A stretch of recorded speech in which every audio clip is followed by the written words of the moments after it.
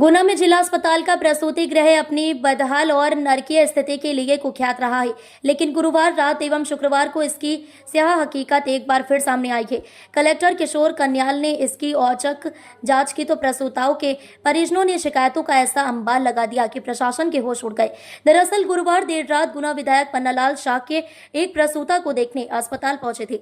वहां की अव्यवस्थाओं ने उनके सब्र का बांध तोड़ दिया। गुस्से में आग बबूला हुए विधायक ने तत्काल कलेक्टर और सिविल सर्जन को फोन कर हालात से अवगत कराया। इसके बाद शुक्रवार को कलेक्टर खुद अस्पताल पहुंचे और हालात का जायजा लिया। इस दौरान एक गंभीर मामला सामने आया कि नर्सिंग स्टाफ ने एक प्रसूता के परिजनों से डिलीवरी के लिए पैसे वसूले थे। यह सुनते ही कलेक्टर ने सख्त रुख अपनाया और civil surgeon doctor VS Raghuvanshi को तुरंत जांच कर दोषी कर्मचारियों को निलंबित करने के निर्देश दिए। साथ ही उन जिन से पैसे लिए गए उन सभी को राशि वापस दिलाने का आदेश दिया। कलेक्टर किशोर कन्याल ने निरीक्षण के बाद पत्रकारों से बातचीत में कहा, हम सब चाहते हैं कि हमारे अस्पताल का नाम अच्छा हो और मरीजों को बेहतर इलाज मिले।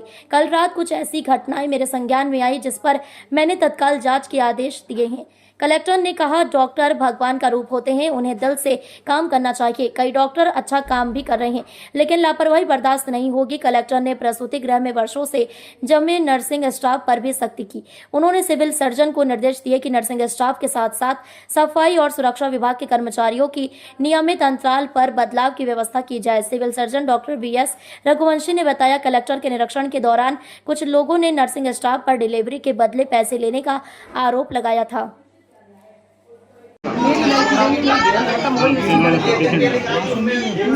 मैं मौसी हूँ उसकी मासूम। अरे उसका पैसे का क्या नाम भर्ती जो है वो गुलाब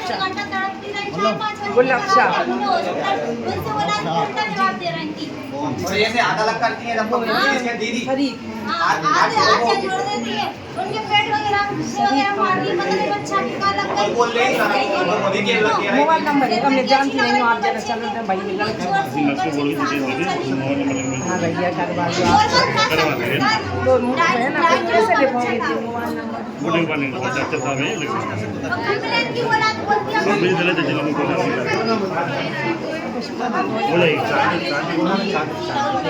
जो मैटरनिटी की समस्या आई थी जच्चा खाने में, उसी को लेकर आपने जो निरीक्षण किया, सर क्या निकल के आया पूरा? हम लोगों ने यहाँ पर काफ़ी विस्तृत निरीक्षण किया। मेरे साथ मेरी रेगुलर की टीम भी थी और हॉस्पिटल के स्टाफ के साथ। हम लोग रेगुलर बेसिस में चाहते हैं कि हमारा हॉस्पिटल का नाम अच्छा हो, यहाँ पर अच्छी सुविधाएँ हों, ताकि जो पेशेंट्स और जो अटेंडेंट भी आते हैं उनको कोई समस्या ना हो। कल रात को भी मैटरनिटी विभाग में कुछ ऐसी घटनाएँ घटी जिसका मुझे संज्ञान से बैठ दिया गया। मैंने उस पर जाँच भी बिठा दी है और सिविल सर्जन को कार्रवाई करने के लिए बोल दिया। आपको बहुत जल्दी उस पर कार्रवाई आज ही मिलेगी। सर सिटी स्कैन पर आप गए थे वहाँ पर जाँच के लिए? वहाँ पे सिटी स्कैन में मैंने उनको यही बोला है कि जो सिटी स्कैन होता है वो प्लेस जो है उसमें काफ़ी लोग आते हैं, पेशेंट बदलते रहते हैं, उस पर हाइजीन प्रॉपर होना चाहिए। जैसे महिलाओं का गाउन, वहाँ पे गाउन की संख्या बढ़ानी चाहिए, हर दिन वो चीज़ें धुलनी भी चाहिए। इसी प्रकार वहाँ पे कुछ बेडशीट वगैरह भी होनी चाहिए। कई पेशेंट ऐसे आते हैं जिनको बेडशीट लगाना होता है। साफ़ सफाई थोड़ी और अच्छी होनी चाहिए, क्योंकि जो प्राइवेट सेक्टर और पब्लिक सेक्टर का जो पार्टनरशिप में काम होता है तो हमारी अपेक्षाएं होती हैं कि साफ़ सफाई होनी चाहिए। हॉस्पिटल में आप देख रहे हैं कि कुछ इम्प्रूवमेंट आया है, लेकिन हमें अभी लंबा सफ़र तय करना है और ये तभी होगा जब हमारी टीम यहाँ पर रेगुलर चेकिंग करती रहेगी। हमने अपने एसडीएम, तहसीलदार और रेवेन्यू की टीम को भी लगा दिया है, ये भी बराबर यहाँ पर चेक करके सिस्टम को सुधारेंगे। डॉक्टर्स, सिविल सर्जन साहब, इन सबको भी बोला है कि सारी एडमिनिस्ट्रेटिव जिम्मेदारी इन्हीं की होती है। स्टाफ पे कंट्रोल होना चाहिए। यदि ओपीडी पे डॉक्टर्स टाइम से नहीं आएंगे तो फिर ट्रीटमेंट होने में पेशेंट को वेट करना पड़ता है। सर भाजपा के विधायक जी पन्नालाल जी रात को आए थे, उनका कहना है सर कि नर्सिंग स्टाफ रात्रि का बरसों से जमा हुआ है, इसको चेंज क्यों नहीं कर रहे हैं? क्या प्रेशर है सिविल सर्जन पे या दबाव है, क्या है? सिविल सर्जन को बोला है कि ये रेगुलर बेसिस पे रोटेशन पॉलिसी का यूज़ करें और रेगुलर बेसिस बढ़ाते रहें। न केवल इनका नर्सिंग स्टाफ, मैंने जो यहाँ पे स्वच्छता और सिक्योरिटी को लिया उसको भी बोला है कि उनको भी रेगुलर बेसिस में शिफ्ट करते रहे। बहुत बार स्वीपर्स की शिकायत आती है कि वो पेशेंट से या उनकी जो भी साथ में लोग होते हैं उनसे पैसे मांगते हैं। सर एक चीज देखने में आया है कि दिल्ली में अभी देखा जाए कि सीजर ऑपरेशन सबसे ज़्यादा हो रहे हैं, नॉर्मल से ज़्यादा सीजर ऑपरेशन हो रहे हैं, क्या कारण है? अभी एवरेज जो मुझे बताया गया 5-6 ऑपरेशन और 5-6 यहाँ पर डिलीवरी होती है, इसमें 2-3 डिलीवरी सिजेरियन भी होती है।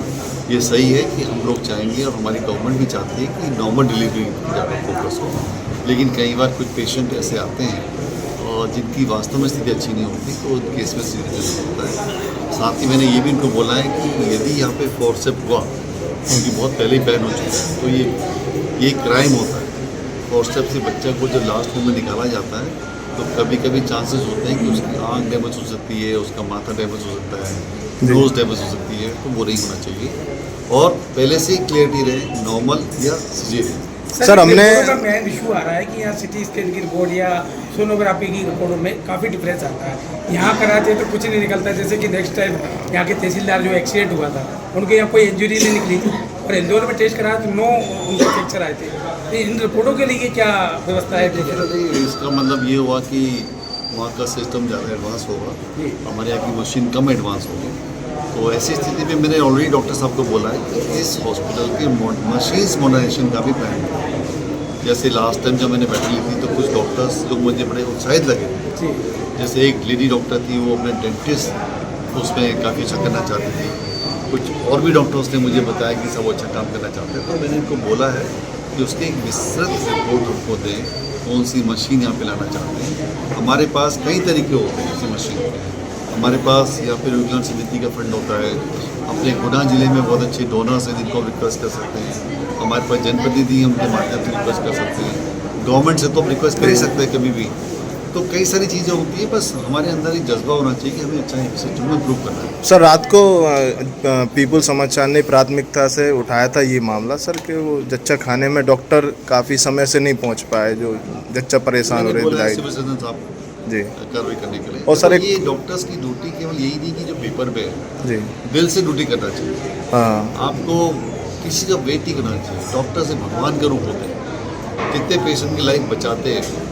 ये भी हकीकत है कि बहुत से डॉक्टर्स, बहुत से नर्सेज बहुत अच्छा काम करते हैं। हाँ सर, वो लेकिन हमारे बीच में कुछ लोग ऐसे होते हैं जो जिसकी लापरवाही से कुछ कैजुअलिटी हो जाती है। जी तो हमें ये देखना है कि अच्छा काम हमारा बढ़ता रहे, यदि सिस्टम में इम्प्रूवमेंट की संभावना है तो उसे करते रहे, क्योंकि यही व्यवस्था होती है। अब आगे बढ़ते रहे। अभी सर एक और मामला आया था, डॉक्टर सतीश राजपूत, उन्होंने सर ब्लड दिया था और फिर वो डिलीवरी भी हुई सर, उन्होंने डॉक्टर ने। वही कह रहा हूँ, हमारे इसी हॉस्पिटल में अच्छे डॉक्टर्स, अच्छे नर्सेस हैं, कुछ ऐसे स्टाफ भी है जो बहुत अच्छा काम कर रहे हैं। और मैं तो इनको बोलता हूँ कि ऐसे काम की जानकारी हमारे PRO के माध्यम से और आपको भी देना चाहिए, ताकि हमारे जिले में जो अच्छे काम हो रहे हैं उसका भी प्रचार प्रसार है। सर, एक हमने कुत्ते का भी दिखाया था कि कुत्ता अंदर जा रहा था तो तत्काल सर वो खबर का असर हुआ और कार्रवाई हुई सर उसमें। और प्रयास यही है कि जो घटनाएं हों, पर मेरा रिक्वेस्ट है कि जो अच्छा काम है उसको भी अलर्ट करो और जहाँ पे इम्प्रूवमेंट की संभावना है वो भी रखो। Thank you. अभी कलेक्टर साहब ने निरीक्षण किया है सर, क्या था वो? मैं डॉक्टर रघुवंश सिंह, BS रघुवंश सिंह, जिला चिकित्सक गुना में सूचना के पद पर पदस्थ हूँ। आज कलेक्टर महोदय द्वारा जिला चिकित्सक गुना का निरीक्षण किया गया। निरीक्षण के दौरान वो मेटर्निटी विंग में गए। मेटर्निटी विंग में कुछ लोगों के द्वारा जो स्टाफ है उनके द्वारा कुछ पैसे लोगों से लिए गए थे, उन्हें वापस करने का उन्हें आदेशित किया है। और जो नर्सिंग स्टाफ था, जो भी आज नाइट ड्यूटी में था, उनको सबसे सस्पेंड करने के लिए, प्रस्ताव बनाने के लिए आदेशित किया है मेरे को। और जिन लोगों ने पैसे लिए थे उन्हें वापस कराने को कहा है। और स्टाफ को जो वहाँ पर इंचार्ज है उसको हर 3 महीने में बदलने के लिए मुझे आदेशित किया है। और इसके बाद उन्हें अन्य जगह भी गया है, जैसे ब्लड बैंक में गए। ब्लड बैंक में उन्हें कहा है कि कलेक्शन कम हो रहा है, तो उन्हें जनता में जागरूकता फैलाने के लिए आदेशित किया है। और वहाँ पर कुछ कलेक्शन सेंटर भी है ब्लड बैंक के नीचे, वहाँ पर उन्हें कुछ आदेशित किया है कि यहाँ पर प्रॉपर तरीके से वहाँ पर जो लेडीज़ खड़ी रहती है या जो भी जिन लोगों का कलेक्शन होता है, ब्लड कलेक्शन, उनकी जांच के लिए लोग खड़े रहते हैं, उनको कुछ कुर्सी टेबल रखने के लिए और पानी की व्यवस्था करने के लिए मुझे आदेशित किया है। और अच्छी जगह निर्धारित करने के लिए कहा है जिससे लोगों को, जनता को कुछ परेशानी ना हो ब्लड कलेक्शन देने के समय, वो से आदेश दिया है। ब्लड बैंक में ऊपर भी गए डॉक्टर साहब, वहाँ पर जाकर उन्हें देखा तो व्यवस्थाएँ अच्छी हैं, वहाँ पर प्रॉपर तरीके से हो रहा है। इसके बाद उन्हें कुछ OPD में भी कहा है कि OPD में प्रॉपर तरीके से जिनको निःशुल्क पर्चे बनते हैं उनके लिए कहा है। और एक पेशेंट को ये भी कहा है कि कुछ गरीब था, उसकी लड़की विकलांग थी, उसके लिए कहा है कि उसका आयुष्मान कार्ड बने जिससे उसकी जांच फ्री में हो सके। और कलेक्टर साहब सिटी स्कैन सेंटर में भी गए थे, वहाँ पर उन्होंने कुछ अवस्थाएँ देखी, जैसे स्ट्राइक्शन नहीं था प्रॉपर तरीके से, वहाँ पर गाउन नहीं था, जैसे मरीज को गाउन पहना कर उस पर लिटा कर पहनाने के बाद उसको अच्छे तरीके से उसका जांच किया जा सके। स्टाफ को वहाँ पर आदेशित किया कि भविष्य में ऐसी कुछ गलतियाँ ना हो। अभी स्टेलाइजेशन वहाँ प्रॉपर तरीके से नहीं हो रहा था। और इसके बाद कलेक्टर महोदय कुछ साफ़ सफाई नहीं थी पिछले दरवाजे के पास में, जो टंकी के पानी की टंकी के पास, उसको उन्हें साफ़ करने के तुरंत निर्देश दिए।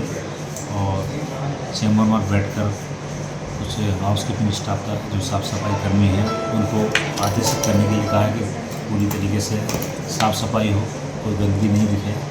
और इसके बाद जो गार्ड थे, गार्ड के को पूरी तरीके से जो भी उनसे पूछा गया कि आपके द्वारा क्या क्या कार्य किया जाता है, और गार्ड्स को और अन्य कार्य करने के लिए भी निर्देशित किया। कोई भी मरीज़ यहाँ पर जो आता है उसको अगर परेशान है उसको सही दिशा दिखाना, उसको स्टेशन पर लेटाना और उसको ठीक से उसका अन्य सेवाएं जो भी रहती हैं मरीजों के प्रति उसको चुस्त दुरुस्त करने के लिए कहा गया। और उसके बाद पानी वानी की प्रॉब्लम समस्या है, और फिर ड्रेनेज सिस्टम जो हमारा है वो थोड़ा सा बहुत समय से ख़राब पड़ा है, उसका टेंडर नहीं हुआ है, इस वजह से वो दिक्कत आ रही है। तो उसके लिए भी ठीक करने के लिए कहा गया कि वेटरनरी वार्ड में जो भी कई बार लेटरिन चौक हो जाती है वो ठीक तरीके से उसको ड्रेनेज नहीं हो पाता है, उसके लिए मेरे को आदेशित किया है। तो मैं उसको आगे में उसको करने वाला हूँ। और उसमें कोई फिलहाल जो नर्सिंग स्टाफ के विषय की जो बात आ रही है, पैसे लिए गए, इनके ऊपर कार्रवाई कब तक हो जाएगी? ये जितना जल्दी हो सकता है 1-2 दिन के अंदर ये कार्रवाई। क्या कार्रवाई करने के दौरान कोई किसी प्रकार का कोई प्रेशर भी आता है, जैसे कि पहले आपके द्वारा कार्रवाई की गई थी, प्रभारी मंत्री तमाम सारे लोगों के फ़ोन बनाते हैं, इसके लिए ऐसा क्या है? हाँ, मैंने स्टाफ बदलने के लिए किचन में कार्रवाई की थी, उसमें मुझे ऊपर से फ़ोन आया कि उसे तुरंत उसी जगह रखा जाए। तो मैंने थोड़ा सा मजबूरी बस उसको रख दिया था कि चलो ठीक है कोई बात नहीं, भविष्य में इस टाइप की वो परेशानी पैदा नहीं करेगा। तो ऐसा कई बार हमारे ऊपर प्रेशर आता है कि आप ऐसा समझ कि जैसे कभी मैटरनिटी वार्ड में भी ऐसा कुछ होता है कि आप इनको ना हटाया जाए। तो कलेक्टर महोदय ने कहा कि ऐसी किसी कार्रवाई से आपको डरना नहीं है, जो अस्पताल की जो चल रहा है अस्पताल सही तरीके से चलता रहे। क्योंकि कई बार शिकायतें होती हैं, वो जो स्टाफ बहुत दिनों से बैठा हुआ है वो सुनता नहीं है, और इस वजह से मुझे भी दिक्कत आती है, नेगेटिव न्यूज़ आती है जो ऊपर तक जाती है, हाई लेवल पर स्टेट लेवल पर जाती है।